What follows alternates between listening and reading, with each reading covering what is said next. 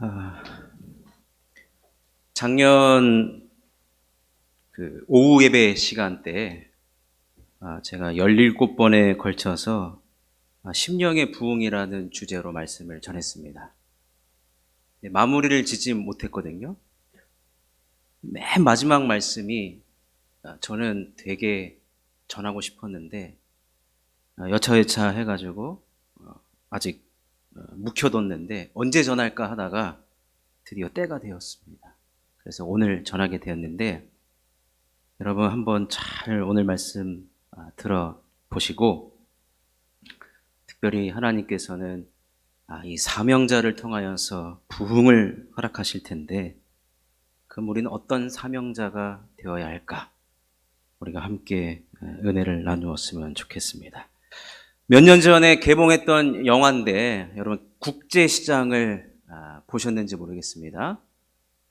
못 보셨으면 이번 명절 때 한번 보시면 좋을 것 같습니다. 거기에 영화 배우 황정민 씨가 이 덕수의 역할로 나옵니다. 덕수. 근데 이 역사적 배경이 언제냐면 흥남 철수가 배경입니다. 그때 흥남 부두에서 메러디스 빅토리오 홀을 타고 수많은 사람들이 이제 피난을 내려오는데, 거제도까지 내려올 때 무려 14,000여 명의 그 피난민들을 태워갖고 왔거든요. 한 배에 그렇게 많이 탄 적은 역사상 없다고 해서 이 기네스북의 기록까지 됐다고 합니다.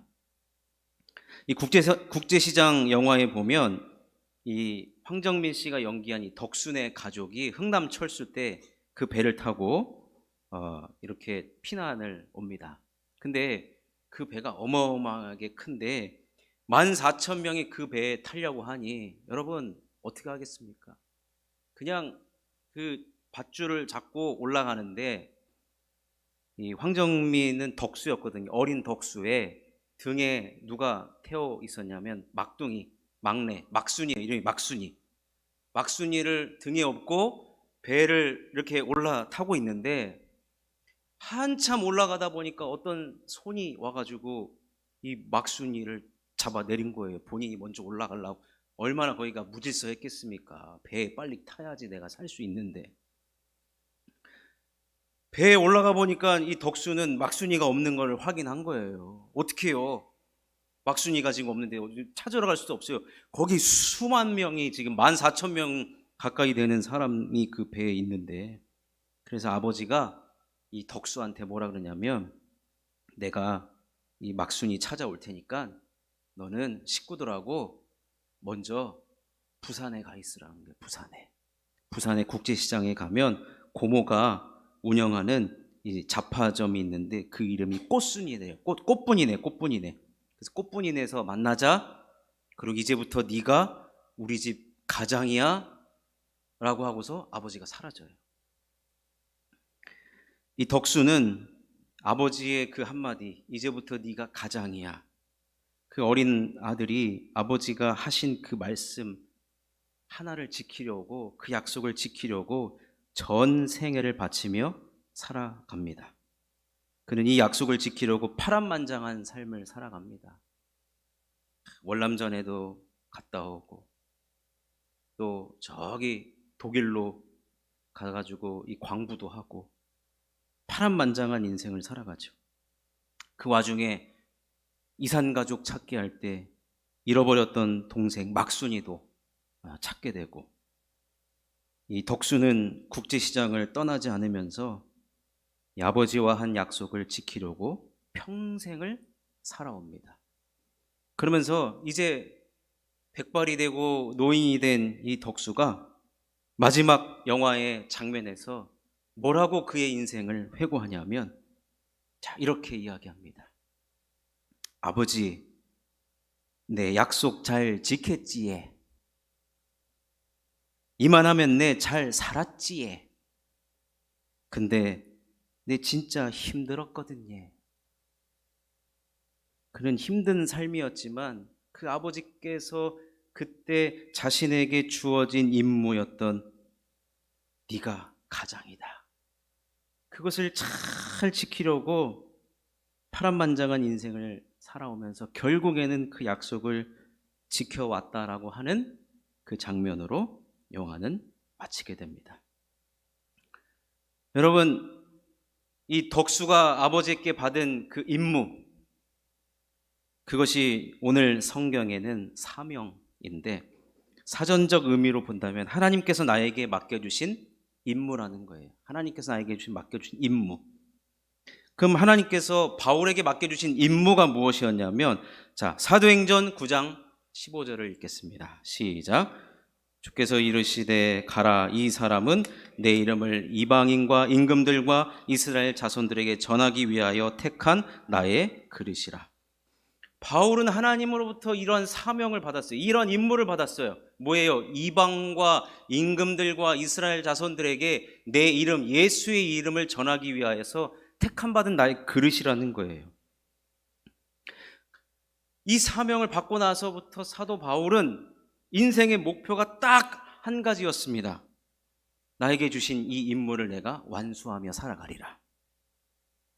그러면서 그는 오늘 우리가 읽은 사도행전 20장 24절에서와 같이 그 사명을 생명과도 같이 여기면서 살아갔다고 했습니다. 이 성경에 이 사명이라는 말은 사실 딱 두 번밖에 등장하지 않는데 모두 바울이 언급을 했습니다.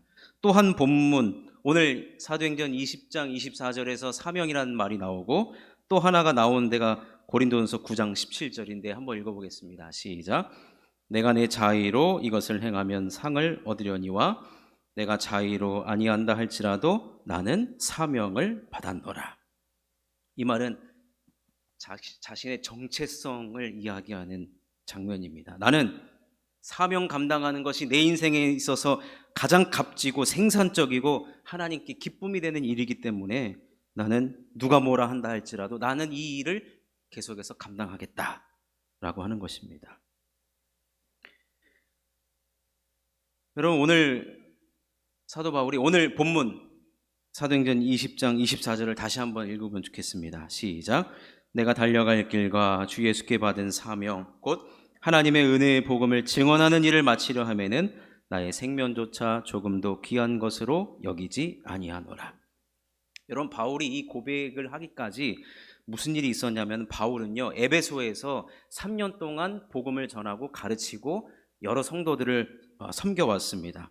그런데 이제 그가 거기를 떠나면서 어디로 가고 싶어 했냐면 예루살렘으로 간 다음에 예루살렘을 거쳐서 로마로 가고 싶어 했습니다.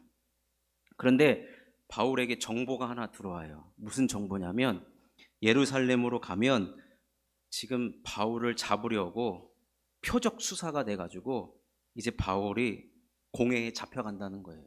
그런 정보가 들어왔으니 절대로 가지 말라. 이 제자들이 와서 바울을 뜯어 말리는 겁니다. 바울 선생이시여, 예루살렘에는 절대로 가지 마십시오. 자, 사도행전 21장 4절 읽겠습니다. 시작. 제자들이 찾아 거기서 이레를 머물더니 그 제자들이 성령의 감동으로 바울더러 예루살렘에 들어가지 말라 하더라.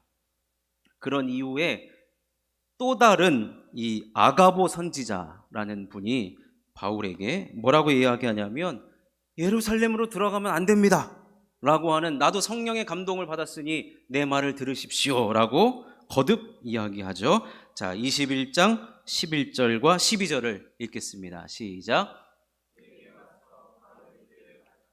자기 수족을 잡아매고 말하기를 성령이 말씀하시되 예루살렘에서 유대인들이 이같이 이띠 임자를 결박하여 이방인의 손에 넘겨주리라 하거늘 우리가 그 말을 듣고 그곳 사람들과 더불어 바울에게 예루살렘으로 올라가지 말라 권하니. 여러분, 고개를 들어 저를 한번 봐주십시오. 여러분이 바울이라면 어떤 선택을 하시겠습니까? 제자들도 뜯어말려요. 아가보라는 선지자도 뜯어말려요. 다 서로 기도 응답 받았대요. 가지 말라는 응답 받았대요. 여러분, 어떤 선택을 하셔야 됩니까? 바울이라면, 내가 지금 바울이라면 어떤 선택을 하시겠습니까? 모두가 다 납득이 될 만한 선택, 이성적인 선택을 여러분 해야 되는 것이 당연한 것 아니겠습니까? 지금 무슨 짜장면이냐 짬뽕이냐 지금 그거 선택하는 게 아니에요. 예루살렘으로 가면 내가 죽는데요. 잡혀가지고 죽는데요. 근데 여러분, 바울이요, 어떤 선택을 하는지 아십니까? 자, 사도행전 21장 13절입니다. 읽겠습니다. 시작. 바울이 대답하되 여러분이 어찌하여 울어 내 마음을 상하게 하느냐? 나는 주 예수의 이름을 위하여 결박당할 뿐 아니라 예루살렘에서 죽을 것도 각오하였노라 하니. 무슨 말이냐? 결박당하는 것, 죽는 것, 나는 두렵지 않다는 거예요. 나는 예루살렘으로 직진하겠다 이거예요. 아니, 그런 이유, 그렇게 선택하게 된 이유가 뭐냐? 딱 하나였습니다. 하나님께서 자신에게 주신 이 사명, 사명의 근거에서 그는 선택을 했고, 그는 예루살렘 행을 선택합니다. 그럼 도대체 이 사명이 뭐길래? 여러분, 목숨이 무슨 여러 개입니까? 제자들의 기도응답도 가지 말라는 것이었고, 아가보 선지자의 기도응답도 가지 말라는 거예요. 근데 사도 바울은 사명 그거 하나 때문에 지금 강행을 합니다. 자, 이러한 바울의 고백과 말을 통해서 우리는 이 사명자의 모습을 우리는 살펴볼 수 있는데, 그렇다면 사명자는 어떤 사람이고 우리는 어떤 사명자가 되어야 되는가? 크게 세 가지로 살펴보겠습니다. 첫 번째는, 사명자는요, 하나님께 받은 사명을 가슴에 두고 뜨거운 가슴으로 살아가는 자가 바로 사명자입니다. 여러분, 바울은요, 하나님께서 사명을 주셨다라고 그는 받았어요. 하나님께서 주신, 지나가던 사람이 툭 던져놓은 그런 것이 아니라 살아계신 하나님, 전능하신 하나님, 모든 역사의 만물을 주관하시는 그 하나님이 나에게 사명을 주셨다는 거예요. 그 사명을 주시기 위해서 하나님께서 나를 택하셨다? 수많은 사람들 중에서도 나를 아시고 나를 택하셨다? 여러분, 무슨 생각이 듭니까? 감격이 들겠죠. 여러분, 원래 바울이 어떤 자였습니까? 예수 믿는 사람들, 예수의 예자만 들어도 피가 거꾸로 솟아가지고요, 밥 먹다가도 예수의 예자를 믿는 사람들을 핍박하려던 사람이었습니다. 그런데 그를 찾아오셨어요. 그리고 그를 선택하셨습니다. 구원받은 것만으로도 평생 바울은 감사하며 감격하고 빚진 자의 마음으로 살아가야 하는데, 사명까지 주신 거예요. 모든 이들에게 복음을 전하는 나의 그릇이다라고 사명까지 주셨으니, 여러분, 바울은요, 그 사명을, 여러분, 가장 소중한 거 여러분 어디다 보관하십니까? 현관에다가 이렇게 놓습니까? 아무나 지나가다가 그냥. 아니면은 여러분, 가장 귀한 거는 가장 아무도 손 안 닿는 곳에. 바울이 고민을 했어요. 나에게 사명을 주셨는데 그럼 내 사명을 어디다가 보관을 해야 될까? 심장에다가 보관을 하는 거예요. 심장에다. 그래서 바울은요, 예수의 흔적을 난 내 몸에 지니고 있다라는 표현을 하거든요. 이 흔적이라는 말이 헬라어로 스티그마인데, 자, 갈라디아서 6장 17절을 읽겠습니다. 시작. 이후로는 누구든지 나를 괴롭게 하지 말라. 내가 내 몸에 예수의 흔적을 지니고 있노라.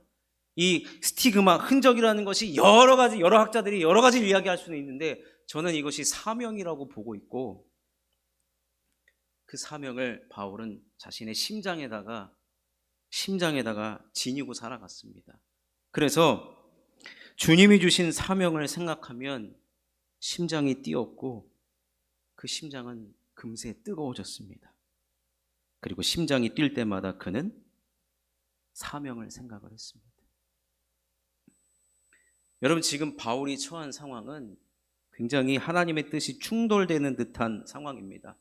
아니, 분명히 여러분, 기도 응답 두 번이면 여러분 확증 아닙니까? 우리가 재판을 해도 증인 2명 있으면 여러분 빼도 박도 못하는 상황이에요. 그런데 바울은 이런 상황에서 그가 내린 결단과 선택은 뭐예요?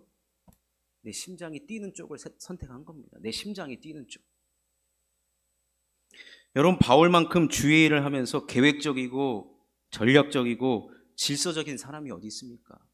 복음을 전하기 위해서 무려 3번의 전도 여행을 계획을 해서 선교를 하고 전도를 하고 사람을 세우고 교회를 세우고 돌아오는 길에 돌아보고 자기 나름의 계획과 전략이 있던 사람입니다. 그래서 그 계획과 전략 속에서 수많은 교회가 세워나고 수많은 일꾼들이 세워진 것을 보게 됩니다.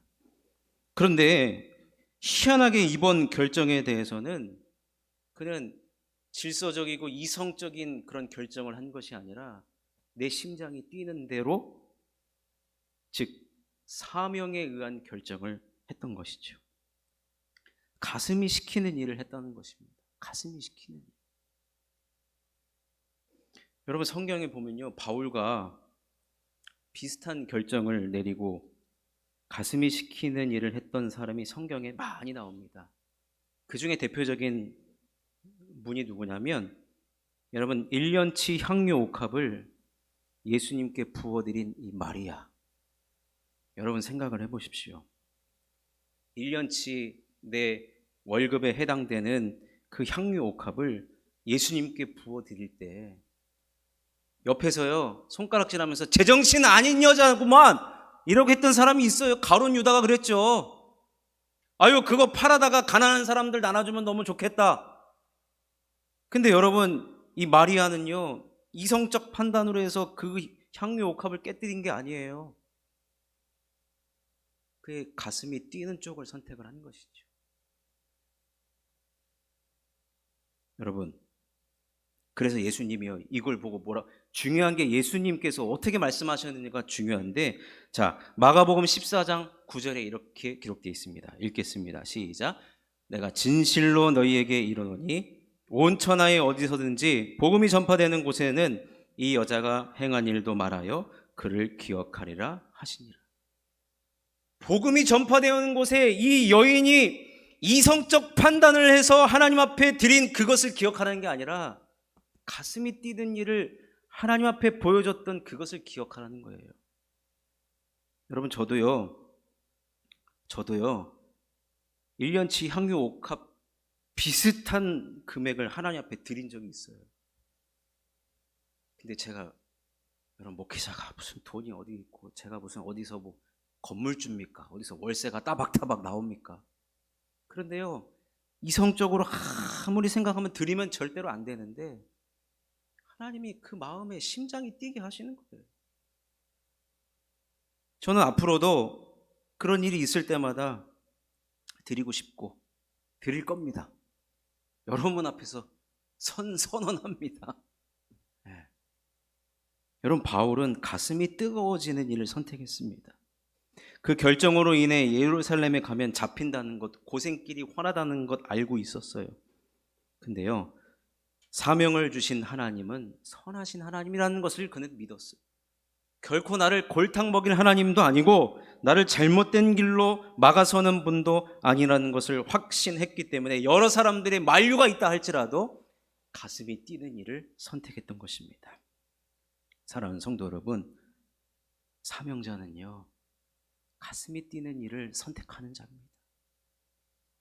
여러분 오늘 들어오시다가 그 헌금 때에 올 한 해 교회를 섬길 조직도 인쇄물로 나갔습니다. 안 받아보신 분들 여러분 회개하셔야 됩니다. 교회에 관심 가져주시고 여러분 이름이 어디에 올라와 있는지 한번 다 살펴보시고요. 인간이 인간에게 주어진 그 일이 아니라 하나님께서 여러분들에게 주신 사명인 것입니다. 그렇다고 한다면 올 한 해 가슴이 뛰는 일로 주의 몸된 교회를 섬겨주셨으면 좋겠습니다. 여러분 그래서 우리 모두는 정말로 사명을 우리 가슴에 흔적으로 남기며 그 가슴이 뛰는 일을 행하면서 우리 하나님과 하나님의 몸된 교회를 잘 섬겨나가는 주님의 일꾼 되시기를 주님의 이름으로 축원합니다. 두 번째, 사명자는요 자신에게 주어진 사명을 귀한 것으로 여깁니다. 귀한 것을 귀한 것으로 여길 줄 아는 것은 참으로 중요합니다.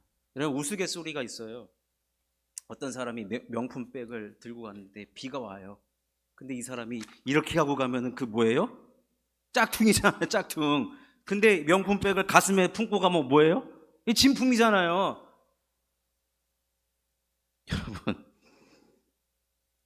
귀한 것을 귀하게 여길 줄 아는 것. 저는 우리 부모님들 보면요, 저희 부모님은 예수 믿고 난 다음에요, 참 제가 놀란 사실이 있어요. 뭐냐면 주의 종을 그렇게 잘 섬기셨어요. 맛있는 거 있으면, 제일 좋은 거 있으면 무조건 목사님부터 갖다 드려야 된다. 그리고 계절이 바뀌면 환절기가 되니까 목사님 체력 보충해야 된다고. 그때 당시, 지금은 이제 여러분 계곡이 안 되잖아요. 못 먹잖아요. 가장 좋은 백구, 황구.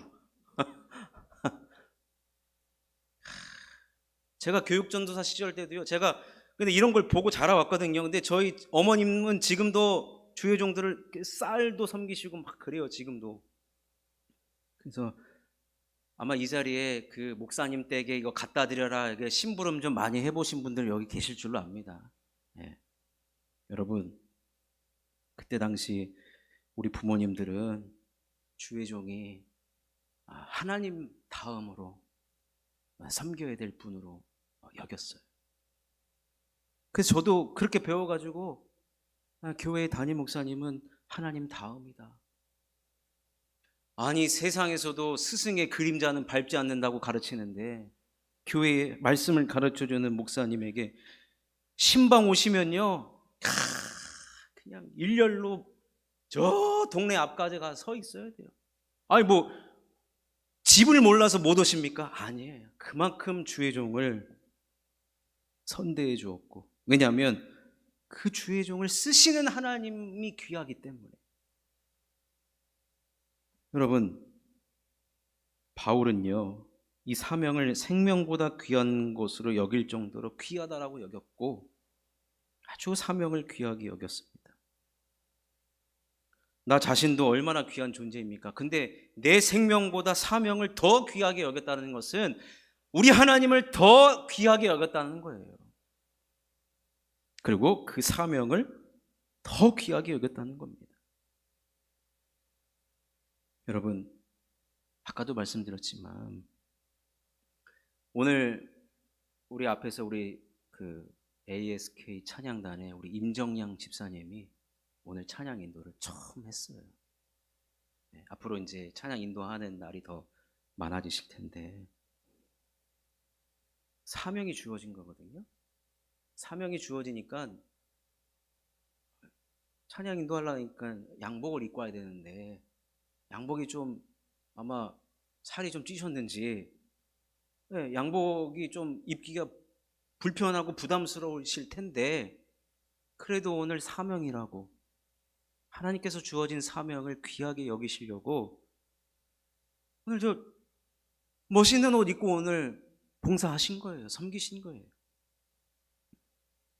여러분, 올 한 해 사명을 귀하게 여겨주시기를 주님의 이름으로 부탁을 드립니다.